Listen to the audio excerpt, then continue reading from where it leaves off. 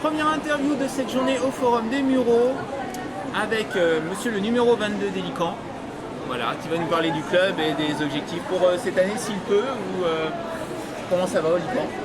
Bah écoutez, ça va très très bien. On sort d'une saison en senior où on a eu de très bons résultats. On a perdu un seul match sur la saison régulière, malheureusement. On a échoué en demi-finale, ce qui ne nous a pas permis de prétendre à l'accession en Détroit, mais je pense que notre effectif s'est encore renforcé par rapport à cette année. Donc pour les seniors, on prétend à monter en Détroit pour la saison suivante. D'accord. En ce qui concerne les catégories plus jeunes, les U19, les juniors, un peu moins de succès. On était en alliance avec les Nighthawks et notre effectif a été un peu irrégulier sur l'année, ce qui ne nous a pas permis d'avoir des grosses performances. Et puis pour ce qui est des cadets, malgré un petit nombre, on a réussi à faire aller des joueurs en sélection Île-de-France. Et on a 5 joueurs qui ont participé au stage EFAJA cet été, qui est un stage assez perfectionné pour les joueurs de moins de 19 ans. Et l'objectif de ce stage, c'est quoi exactement? Alors l'objectif de ce stage, c'est pour les jeunes de participer à des entraînements à vraiment beaucoup de concurrents, parce qu'il y a une cinquantaine de participants en général à ces stages, d'avoir des coachs de niveau national, voire international. Il y a beaucoup de coachs actuels et anciens de l'équipe de France. Et puis d'avoir un cadre vraiment parfait pour le foot américain avec les infrastructures de l'équipe de Thonon-les-Bains, qui ont été champions de France cette année en élite. D'accord, très bien. Voilà. Et donc on va dire, premier match, principe des seniors Lican, parce que je pense que d'autres catégories vont commencer avant peut-être.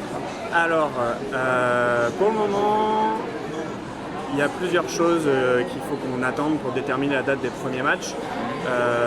Quelles sont les équipes qui vont s'engager en championnat régional senior, ce qui nous donnera le calendrier. Et à partir du calendrier, nous, on pourra fixer la date de nos matchs de préparation. On peut très bien avoir un championnat qui commence en décembre, voire janvier, ou un championnat qui va commencer fin octobre. D'accord. Et donc pour le moment, je ne peux pas me prononcer. Il y aura des matchs de préparation, 2 ou 3 matchs de préparation, peut-être un stage de pré-saison cette année, mais pour le moment, les dates, la fourchette est large, entre mi-octobre et fin novembre. Je pense ne pas me tromper en disant que certains matchs auront lieu au Stadio Lagrange pour la préparation. Absolument. Samedi soir et dimanche, c'est ça la plupart du temps vos matchs? Nos matchs à domicile sont très souvent le samedi soir. Après, ça dépend aussi des équipes qui jouent contre nous. Parce que par exemple, si on fait venir une équipe belge, ce qui est probable cette année, on va difficilement les faire jouer le samedi soir parce qu'ils préféreraient faire l'aller-retour dans la journée. D'accord, évidemment. Voilà. De toute façon, toute la communication des dates de nos matchs sera sur le Facebook, l'Instagram et le Snapchat des Lican que je vous invite à suivre. Oui, c'est très important parce que ça vous permet de voir ensuite, enfin d'assister surtout au match et c'est un spectacle extraordinaire. Ben, merci beaucoup. Merci à vous. On continue.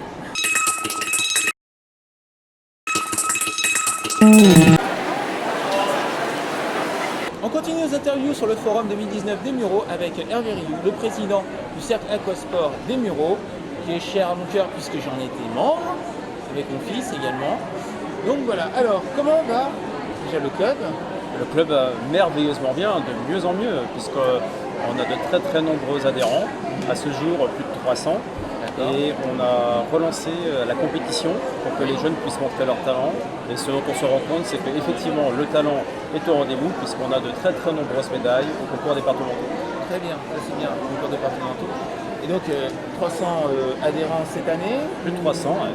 en cours d'inscription? Parce que je sais que généralement au forum, c'est... Les inscriptions sont assez stables d'une année à l'autre. Là aujourd'hui on doit être à peu près à 200, il y a encore plus de 100 places disponibles, mais avec le forum d'aujourd'hui, plus les quelques jours qui restent avant la rentrée sportive, on atteindra largement le nombre de places de plus de 300. D'accord. Et au niveau catégorie, est-ce que l'ensemble des catégories est couvert par le club? Oui, absolument. On part de l'âge de 5-6 ans et jusqu'à aucune limite d'âge supérieure. Et on est en capacité par conséquent d'accueillir des jeunes élèves qui soit ne savent pas nager, donc mon rôle c'est de leur apprendre à nager. Ou alors on a aussi des élèves qui savent parfaitement nager et notre rôle c'est de perfectionner leur technique pour qu'ils soient performants lors des compétitions. Très bien. Alors comme ça fait un petit moment que je ne suis plus au club, est-ce que l'aquagym est toujours présent? L'aquagym est toujours présente sur 3 créneaux dans la semaine. Des créneaux qu'on a choisis qui permettent à ceux qui la plupart du temps viennent faire de l'aquagym, c'est-à-dire ceux qui ont déjà une profession, une activité professionnelle. Donc on a choisi les créneaux de manière à ce qu'ils puissent être libérés de leurs activités professionnelles plutôt le soir ou le week-end. Et on a de très nombreuses personnes qui viennent aussi nous rejoindre pour se détendre et pour remuscler leur corps. Très bien. Alors, on va revenir un peu sur le thème de la compétition. Je voulais savoir quand vont reprendre tout simplement les compétitions. La compétition va reprendre dès le mois de novembre pour cette année sportive. C'est à peu près de novembre à mai une compétition. Donc là, on va entraîner nos meilleurs nageurs. Et dès le mois de novembre, ils vont participer aux premières sélections départementales. Et pour les meilleurs d'entre eux, ils iront jusqu'à la finale qui va se dérouler en mai 2020. D'accord, très bien. Là, c'est un beau programme déjà pour cette année. Un magnifique programme. D'accord, très sportif. Très sportif. C'est bien. Très bien pour le club. Merci beaucoup pour c'est moi qui vous remercie pour votre présentation du club pour cette année. Cette saison. Cette saison sportive. Et je vous souhaite tout ce qu'il faut. Et merci. Pour l'année. Merci. Au revoir. On continue nos interviews avec Monsieur Jean-Pierre Bonin, le président du comité de jumelage des Mureaux, qui a une longue carrière aussi de principal établissement dans notre ville, principalement le collège Paul Verlaine. Vous avez été le dernier principal du collège ancienne version, c'est-à-dire l'ancien bâtiment, et le premier du nouveau. Du nouveau, voilà, exactement. C'est assez important à noter quand même. Alors, le comité de jumelage fait beaucoup d'activités liées forcément au lien avec les autres villes européennes qui appartiennent et qui sont jumelées avec la ville. Parlez-nous un petit peu du programme du comité pour cette année. Alors il faut dire que notre objectif avec le conseil d'administration et les élus présents au comité de jumelage, ça a été de s'orienter plutôt vers les jeunes. Pour l'année 2019-2020, on a 3 projets en cours, intéressants. Le premier, c'est effectivement de permettre aux élèves du lycée de Sosnowiec de venir pendant une semaine sur un de nos 2 lycées, que ce soit à François Villon ou au Canson. Reste maintenant à contacter les nouveaux chefs d'établissement qui arrivent depuis cette année. Oui. L'objectif, c'est que ces élèves qui sont en première et en terminale parlent français et elles voudraient effectivement continuer, l'apprentissage de la langue en situation réelle. Le deuxième grand projet, en ce qui concerne les jeunes, c'est pouvoir travailler. Vous savez que maintenant, dans le cadre de la formation professionnelle et surtout en lycée des métiers, on a énormément de semaines de stage. On a effectivement à l'intérieur de notre conseil d'administration, on a donc M. Robert Deleurin, qui est ancien chef des travaux d'un grand lycée de Poissy, qui effectivement nous a initié la possibilité de demander aux jeunes qui sont dans le lycée d'aller faire un stage à l'étranger, un stage professionnel. En ce moment, nous prenons des contacts avec les villes de Sosnowiec, la ville qui se trouve à l'est de la Pologne, du côté de la Silésie, avec Ida Oberstein, qui est du côté de la frontière française en Allemagne, pour demander à ce que ces 2 lycées puissent nous trouver des entreprises qui accueilleraient effectivement nos élèves pour un stage professionnel qui serait validé par l'Éducation nationale. C'est le deuxième grand projet. Et le troisième, c'est la continuité de ce qu'on avait initié dans les années 2015-2016, c'est-à-dire faire un département senior, les seniors en action dans la ville. On sait nous avons déjà accueilli les seniors de Sosnowiec, avec M. le maire et tous les élus. Et là, cette année, nous allons du 14 au 18 octobre travailler avec les seniors dans le cadre, des seniors agissants. Faire en sorte que nos 2 villes puissent se coordonner et faire des actions communes, parce que c'est vrai que beaucoup de personnes qui ont effectivement travaillé dans les différentes structures ou dans différentes sociétés ont un apport de compétences et on aimerait les mettre à profit dans les villes. Je sais que sur les Mureaux, c'est un balbutiement maintenant dans la création d'un nouveau concept chez les personnes, les troisième seniors, on va dire, troisième, quatrième âge.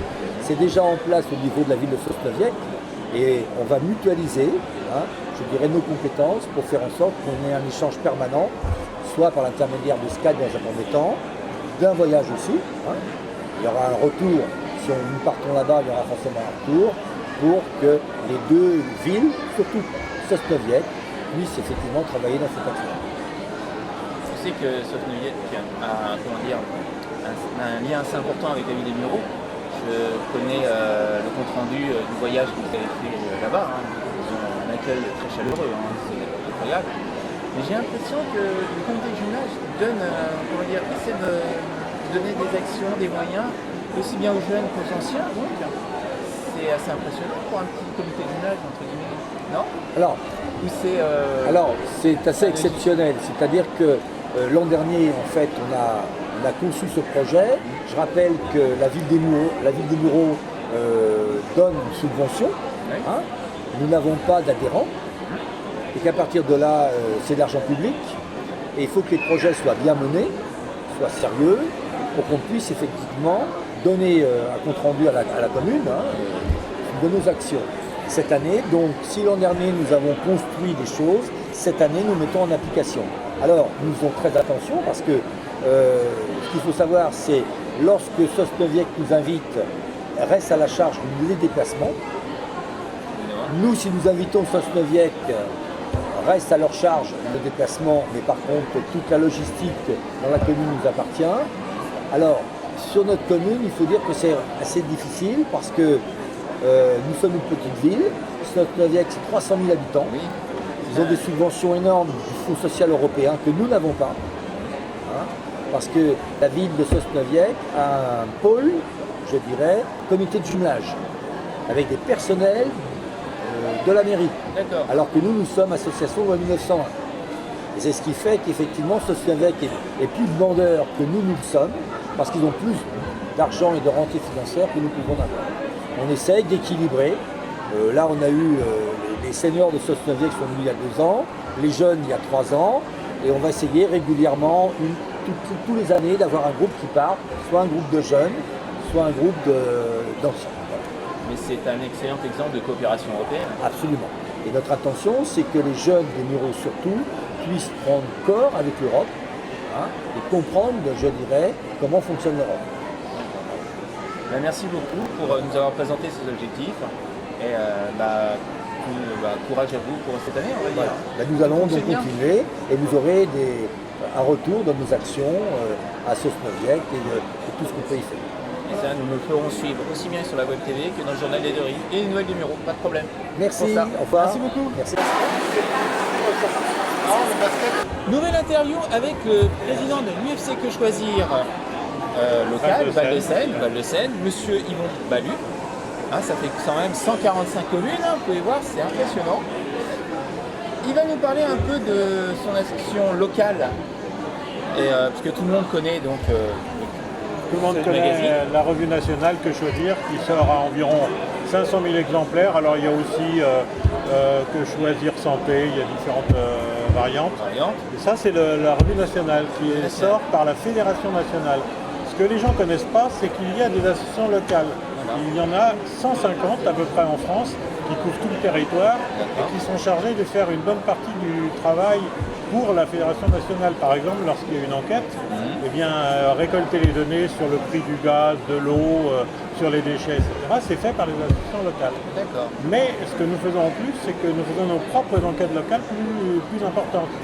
L'UFC Que Choisir national n'a pas les moyens de sortir les résultats des 36 000 communes françaises. Donc nous, on sort les résultats de nos 145 communes dans nos bulletins, dans des numéros spéciaux, et puis on fait aussi des flashs d'informations pour nos adhérents, pour qu'ils sachent ce qui va pas dans la consommation générale, pour ce qui est des arnaques en tout genre, et Dieu sait s'il y en a en ce moment. On est là, alors notre rôle comprend 3 parties. Nous informons donc par des publications, par des flashs, mais nous descendons aussi les gens, nous avons des permanences litiges. Il y en a 5 dans nos 55 communes, nous avons 5 permanences à Poissy, à Poissy, à Verneuil, à Conflans, et qu'est-ce que j'oublie? J'oublie Poissy, c'est ça, et les Mureaux. Et puis enfin, on pense ouvrir à Mantes également prochainement, puisque nous avons agrandi notre zone d'intervention à tout le GPSO. Donc maintenant, on va ouvrir à Mantes, je pense. Oui, parce que votre champ d'intervention, comme vous dites, dépasse GPSO, parce que là, on voit des villes qui du sont dans 95, 95, donc ça dépasse. Donc c'est vraiment une grande zone d'influence. C'est concentré dans cette partie-là parce que c'est notre zone d'origine. Bah oui. Notre association faisait cette partie-là, et où il y a beaucoup de villes moyennes, que ce soit Verneuil, Vernouillet, les Mureaux, etc. Tandis que dans cette partie-ci, il y a une grosse agglomération avec Mont-de-la-Ville, Mont-de-la-Jolie, et tout autour, des petits villages, vous voyez. Donc c'est un peu différent. Alors c'est pour ça que nous avons, au niveau de Mont-de-la-Jolie, on aura une permanence seulement, parce qu'on n'a pas les moyens, nous sommes tous des bénévoles. Donc il faut trouver les gens compétents pour pouvoir défendre les gens. Donc c'est notre deuxième aspect, on défend les gens. S'ils viennent nous voir, on intervient auprès des entreprises qui sont concernées et on leur dit s'ils ne sont pas gentils avec nos adhérents, eh bien on leur fait savoir qu'on va leur faire une presse pas forcément favorable. Donc on considère qu'environ 50% des cas qui nous sont présentés sont résolus par simplement une recommandée de notre part. Bien que les boîtes se rendent compte que c'est pas la peine qu'ils cherchent les ennuis et ils essayent de régler le problème à l'amiable, sans même d'ailleurs nous avertir forcément. Alors notre dernier rôle, c'est que nous représentons aussi l'ensemble des consommateurs dans les institutions locales et départementales, comme les GPSO, comme les CCSPL, je ne sais pas si vous savez ce que c'est. Et au niveau départemental, par exemple pour les créations d'entreprises, etc., nous sommes représentés, et dans les hôpitaux également. Nous intervenons dans les hôpitaux, non pas pour la partie purement médicale, ce n'est pas notre domaine, mais pour la prestation de services des hôpitaux. Et là, il y a souvent des manques, des erreurs. Notés maintenant. Voilà, on intervient, mais on est directement dans ce qu'on appelle les comités des utilisateurs des hôpitaux, nous sommes présents. Et nous intervenons au niveau de chaque hôpital. Alors pour terminer, votre prochain bulletin, parce que là c'est le bulletin de juillet 2019, le 139, sur Val-de-Seine. Quand est-ce qu'il sort le prochain? En octobre. En octobre. Et on aura des informations sur... alors on reste très local en général, mais nous avons des numéros qui parlent par exemple du prix de l'eau ou du prix du gaz, de l'électricité. Il y a en ce moment un appel d'offres national d'ailleurs, fait par Que Choisir pour obtenir des prix auprès des fournisseurs. Et les gens peuvent souscrire gratuitement. C'est en cours et c'est jusqu'au 9 septembre. Donc oui, c'est vraiment immédiat. Alors on intervient à ce niveau-là et on aide les gens au maximum pour tous leurs ennuis en tout genre, ne serait-ce que les arnaques. Vous savez que les arnaques, ça fleurit en ce moment. Et malheureusement, beaucoup de gens n'ont pas les moyens de s'en sortir avec des dossiers, avec des fournisseurs comme les fournisseurs Internet, par exemple, ou même des simples fournisseurs de produits. Et c'est là qu'on a notre rôle à jouer. Merci pour nous avoir accordé cette interview. Vous nous avez parlé du bulletin local de l'UFC Que Choisir, Val-de-Seine. Voilà, et je vous remercie encore une fois. Tu peux le garder alors. Merci. J'ai pas fait mon faire Nous sommes avec Étienne pour parler de l'association Illumine mes rêves, IMR, dont il est le président. Une association qui nous tient à cœur, il me semble. Oui, bonjour Damien, bonjour, merci de l'invitation.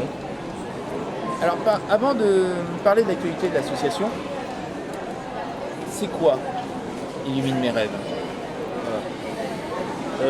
Pour vous parler de façon précise de ce que c'est qu'Illumine mes rêves, la meilleure réponse serait de vous dire pourquoi on a créé Illumine mes rêves. Nous avons créé Illumine mes rêves suite à la perte de mon épouse d'un cancer 2 fois métastasé, il y a de cela 6 ans. Qui me laissait avec 2 enfants en bas âge. Et nous avons décidé de ne pas nous effondrer, de ne pas rester par terre, de nous relever, de nous battre Et quand on a un poste qui meurt d'un cancer qui a été découvert à un stade tardif, qui a fait de la chimio plus d'1 an, qui s'est battu à peu près 2 ans et qui s'en va comme ça, on tire des leçons. Et on s'est dit, moi je me suis dit, si je peux éviter que ça arrive à certaines personnes, c'est très compliqué, je vais essayer de voir ce que je peux faire. Le cancer découvert tôt, c'est guéri. Découvert tard, c'est compliqué. Donc, c'est très coûteux de combattre cette maladie, hein, on n'a pas encore de solution. Mais l'information, le dépistage précoce, ça sauve des vies et c'est tout l'objet de notre démarche. Pour avoir assisté à quelques rendez-vous organisés par Nomine mes rêves, je sais que c'est beaucoup de travail, beaucoup d'intensité aussi au niveau des échanges. Et là, prochainement, il y a 3 rendez-vous que l'association organise. Tout d'abord, vous participez à Octobre Rose, Oui. avec une participation à la marche nordique, ça, le samedi, il me semble. Samedi 28 septembre. Samedi 28 septembre. Oui. Donc Octobre Rose, c'est le mois qui est dédié à la lutte contre le cancer. Voilà, notamment du sein. Voilà. Et il y a ensuite, et je me suis perdu dans les petits papiers, un salon consacré au cancer et bien-être. Tout à fait, le 2 octobre. Le 2 octobre. Ah, c'est quoi ce salon? Alors, ce salon-là, c'est l'idée est partie d'un débat qu'on veut rendre sur le cancer. Où est-ce que nous en sommes à ce jour? Nous allons parler de phase dépistage. On détecte que vous avez un cancer, les suivis, la chimio.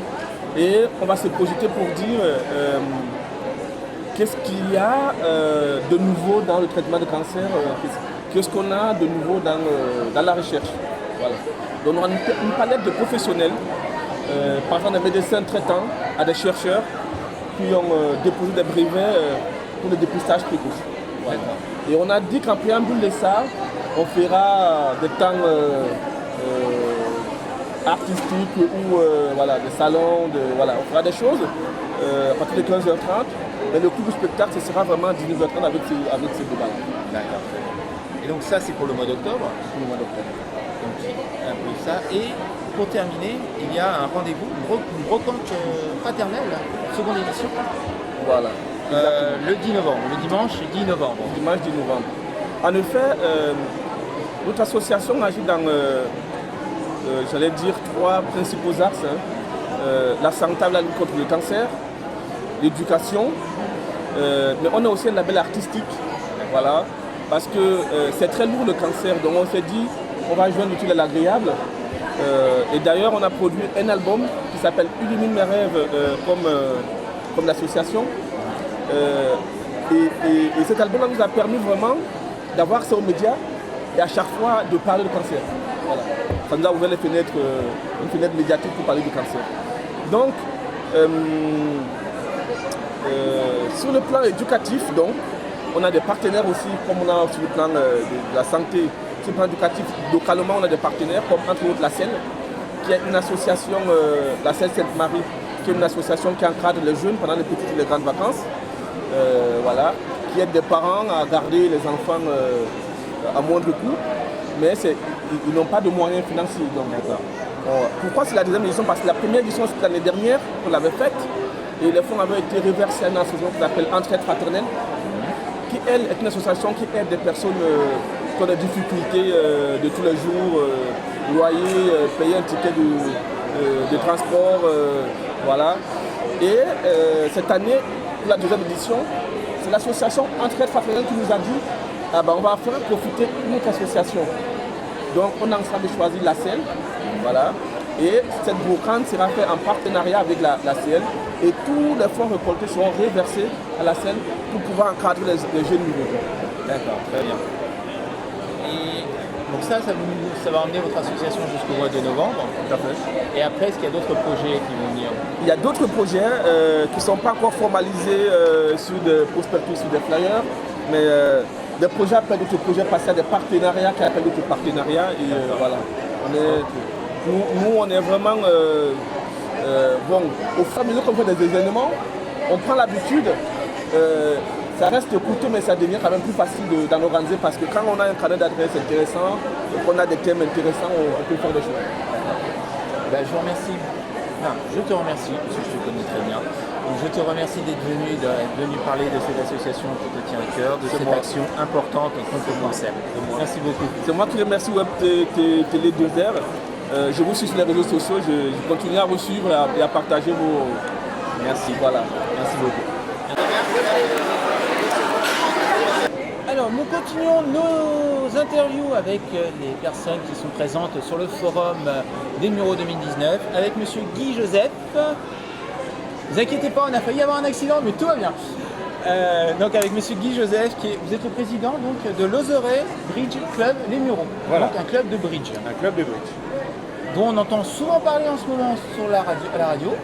Oui, parce qu'il y a une grande campagne en cours pour recruter des nouveaux joueurs et leur proposer des formules d'initiation légères et qui ne leur coûtent rien. Voilà. D'accord.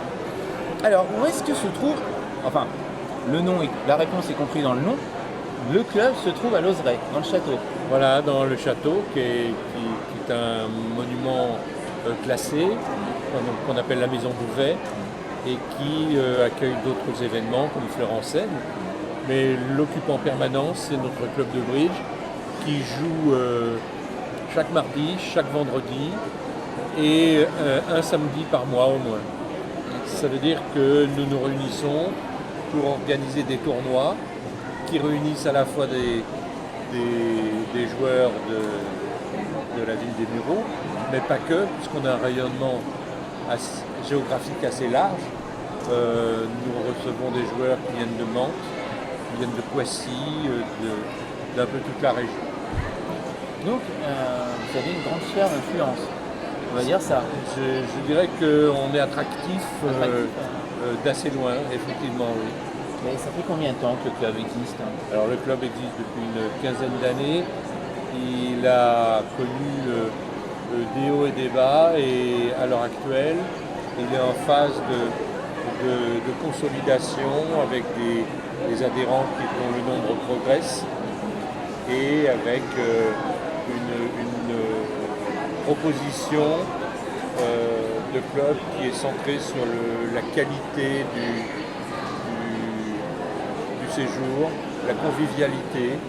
Nous accueillons tous les joueurs, quels qu'ils soient, de tout niveau, les jeunes, les débutants, et dans un esprit extrêmement convivial. Donc c'est ça qui nous caractérise. Les gens viennent pour jouer dans des conditions décontractées et se sentir bien, passer une bonne après-midi. Et le club compte combien de membres? Le club compte des membres officiels, c'est-à-dire ceux qui prennent la licence chez nous, environ une soixantaine, mais notre portefeuille de joueurs est de l'ordre d'une centaine, puisqu'ils viennent par roulement. On a un tournoi, généralement, c'est une quarantaine de joueurs. Mais il y a un roulement, voilà. Il y a une fréquence pour les tournois, vous les faites tous les combien? Les tournois, c'est 2 fois par semaine. 2 fois par semaine. Ce que nous appelons un tournoi, en fait, c'est une partie régulière, un tournoi de régularité, puisqu'on n'a pas d'autre formule de jeu. C'est-à-dire que les équipes se rencontrent avec un nombre précis de donnes à jouer, et donc un timing et une comparaison et l'établissement de score à la fin. Voilà. Bah, c'est un club à découvrir, je pense, pour beaucoup de personnes qui ne connaissaient pas l'Ozerey Bridge Club Les Mureaux. Bah, merci d'être venu, de nous avoir présenté merci le club. à vous et pour un tournoi, par exemple. Merci. Merci beaucoup. Au revoir.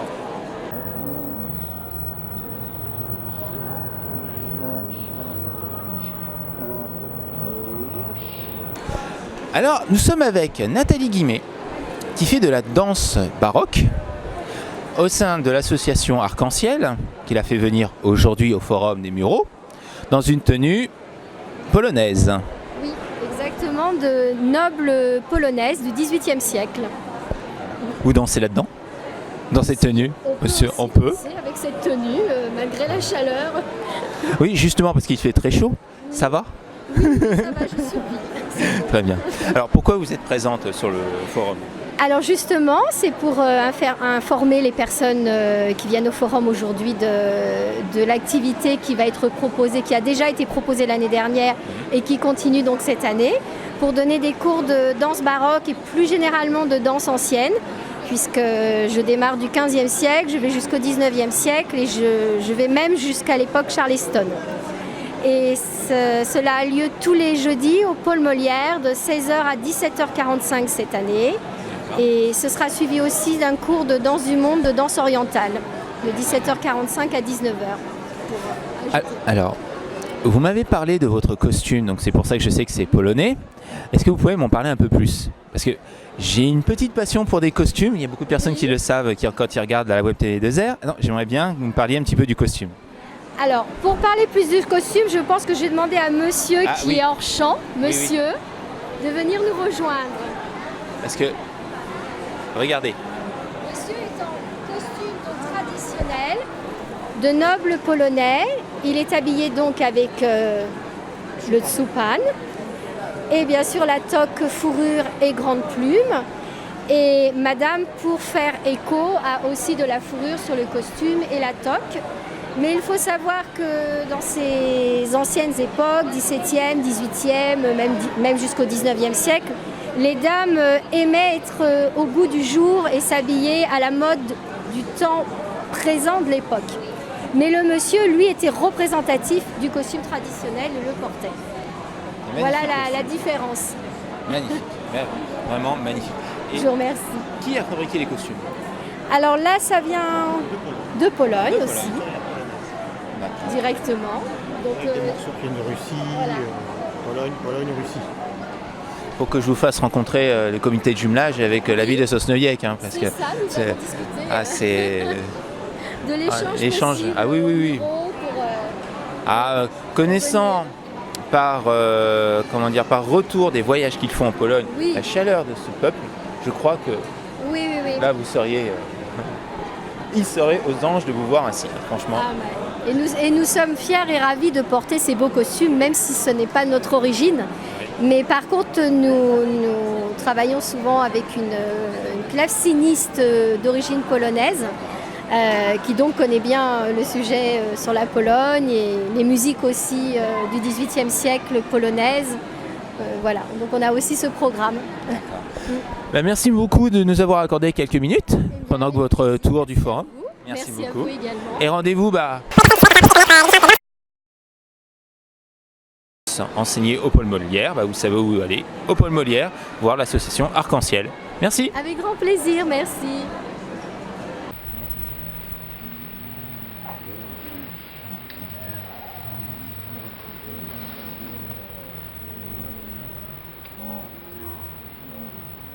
Voilà, on termine notre session d'interview au Forum des Mureaux 2019, où on a fêté nos 10 ans. Je me balade avec mon petit ballon, vous avez pu voir déjà avec la montgolfière en 3D. C'était très intéressant pour nous, et j'espère que les interviews qu'on a fait vont vous orienter vers ces associations et peut-être les faire découvrir pour ceux qui ne les connaissaient pas. Voilà, donc nous on se retrouve plus tard pour d'autres émissions. Le journal des deux rives est sorti version vidéo. La pause geek, il y en a une qui est en cours.